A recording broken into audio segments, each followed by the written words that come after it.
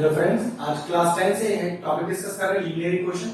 एक छोटा सा क्वेश्चन सॉल्व करके देंगे। बढ़िया क्वेश्चन है, पेपर में 2 से लेकर 3 नंबर तक की वेटेज का आता है। दो लीनियर इक्वेशन गिवन है, कह रहा है कि find the value of a for this the system of equation has no solution. मतलब पहले से ही पता है कि इसके नो सॉल्यूशंस हैं और आपको ए का वैल्यू निकालना है। अब इस नो सॉल्यूशन को एक और नाम से भी जानते हैं, इसको बोलते हैं इनकंसिस्टेंट सॉल्यूशन। ध्यान रखिएगा, इनकंसिस्टेंट सॉल्यूशन में सिर्फ एक ही कैटेगरी आती है नो सॉल्यूशन की, और एक होता है कंसिस्टेंट सॉल्यूशन जिसमें दो कैटेगरीज आते हैं, यूनिक सॉल्यूशन और इनफाइनाइट सॉल्यूशन। तो ध्यान रखिएगा, अगर क्वेश्चन ऐसे आता कि find the value of a for which the system of equation has inconsistent solution, तो ध्यान रखिएगा नो सॉल्यूशन के लिए सॉल्व करना पड़ता। अब सबसे पहले दोनों क्वेश्चन को जनरल फॉर्म में लिखिए, a1x plus b1y is equal to c1। दूसरी को लिखिए a2x plus b2y is equal to c2। अब यहां से a1 b1 c1 का वैल्यू कितना हो गया? a1 हो गया a, b1 हो गया 3, c1 हो गया a माइनस 3। ये एक्चुअल में क्या है? x के कोफिशिएंट को a1 बोला हुआ है, y के कोफिशिएंट को b1 बोला हुआ है, और जो independent of x and y है, जिसके साथ x और y मौजूद नहीं है, उसे c बोला गया है। इसी तरह से देखिए a2 कितना आएगा? a2 आएगा 12, b2 आएगा आपका a और c2 आएगा आपका a। ठीक है, अब कंडीशन क्या है नो सॉल्यूशन की? नो सॉल्यूशन की कंडीशन होती है a1 by a2 equal to b1 by b2 not equal to c1 by c2। इस कंडीशन को आप याद रख सकते हो, रट्टा लगा लो, कोई दिक्कत नहीं है। वैल्यू रखिए, तो a1 का वैल्यू a है और a2 का वैल्यू 12, b1 का वैल्यू 3 है, b2 का value 8 not equal to c1 का वैल्यू a माइनस 3 और c2 का वैल्यू a। ध्यान रखिएगा, ये वाली कंडीशन नॉट इक्वल टू की हमें सॉल्व ही नहीं करनी, बस हमें तो ये सॉल्व करना है जो इक्वल टू वाली कंडीशन है।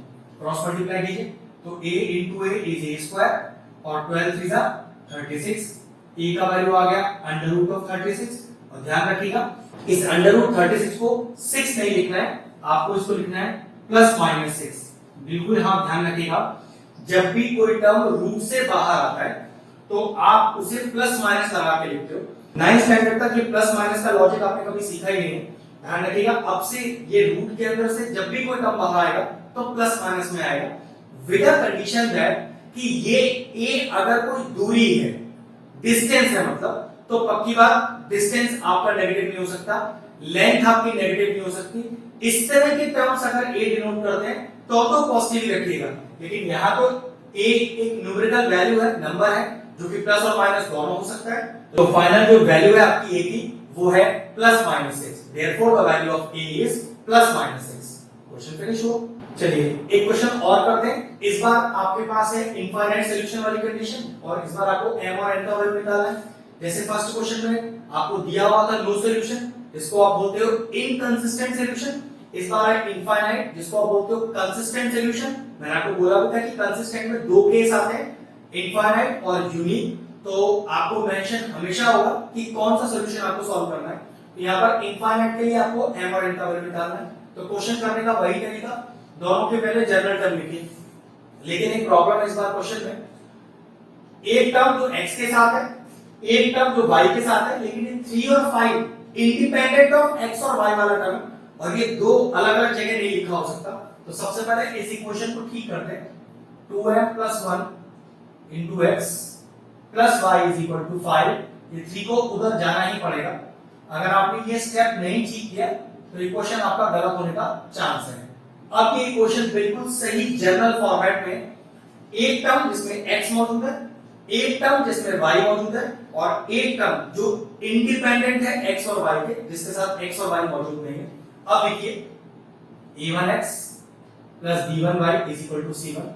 यहां से a1 आ गया जो x का कोफिशिएंट है 2m plus 1, b1 आ गया जो y का कोफिशिएंट है, y का कोफिशिएंट कितना है 1, और c1 जो इंडिपेंडेंट वाला टर्म है दैट इज 2। यहां भी देख लो, इक्वेशन सही करनी है, जो ऑलरेडी सही दी हुई है। एक टर्म x के साथ, एक टर्म y के साथ, एक टर्म इंडिपेंडेंट वाला, ये इक्वेशन बिल्कुल ठीक है। डायरेक्टली जनरल फॉर्म लिखते हैं इसकी, a2x plus b2y is equal to c2। a2 है 3, b2 है n-1 और c2 है 2। ठीक है, यहां तक तो कोई दिक्कत नहीं। इनफाइनाइट सॉल्यूशन की कंडीशन क्या है? जैसे नो सॉल्यूशन की अपनी कंडीशन है, इनफाइनाइट की भी कंडीशन है। वो क्या है? a1 by a2 is equal to b1 by b2 is equal to c1 by c2। तो रखिए a1 का value 2m plus 1 upon a2, b1 by b2 1 upon n minus 1, c1 by c2 2 upon 2। ठीक है, अब सबसे पहले एक बार इसको इसके साथ सॉल्व कर लेते हैं, एक बार इसको इसके साथ सॉल्व कर लेते हैं। तो मेक इट इक्वेशन 1, इक्वेशन 2 और इक्वेशन 3। तो लिखेंगे पहले solving equation 1 and 3, solving 1 and 3। तो चलिए 1 और 3 को कॉपी कर लीजिए। तो 2m plus 1 upon 3 is equal to, जरा चेक करो ये कटकर 1 upon 1 ही तो नहीं हो जाएगा? बिल्कुल हो जाएगा। तो इक्वल टू 1 आ गया, अपॉन 1 लिखो मत लिखो, आपकी मर्जी। क्रॉस मल्टीप्लाई, तो 2m plus 1 is equal to 3, इस 1 को उधर लेके जाइए। तो 2m is equal to 3 minus 1, 2m is equal to 2। अब ये 2 चला जाएगा नीचे डिवाइड में, और कितना आ गया? m का वैल्यू, m का वैल्यू आपके पास आ गया 1। सिंपल और इजी एकदम। अब जैसे मैंने इक्वेशन 1 और 3 सॉल्व किया है, इसी तरह से 2 और 3 सॉल्व करूंगा। तो सॉल्विंग 2 एंड 3, तो चलिए 2 लिखिए 1 upon n minus 1 और 3 लिखिए 1, फिर क्रॉस मल्टीप्लाई कीजिए। तो 1 is equal to n minus 1, इस minus 1 को उधर ले आइए, is equal to n। तो what is the value of n here? The value of n is 2। तो n आ गया 2, m आ गया 1। ये लीजिए क्वेश्चन फिनिश हो गया। अगर आपको हमारे वीडियोस पसंद आ रहे हैं और इंफॉर्मेटिव लग रहे हैं, तो आप हमारे चैनल की प्लेलिस्ट में जाकर आपको किसी भी चैप्टर में किसी भी क्वेश्चन का डाउट है, उसका डेडिकेटेड वीडियो आपको मिल जाएगा। तकरीबन सारे इंपॉर्टेंट क्वेश्चंस के वीडियोस आपको हमारे चैनल पे मिल जाएंगे, आप जाके उन्हें चेक कर सकते हैं।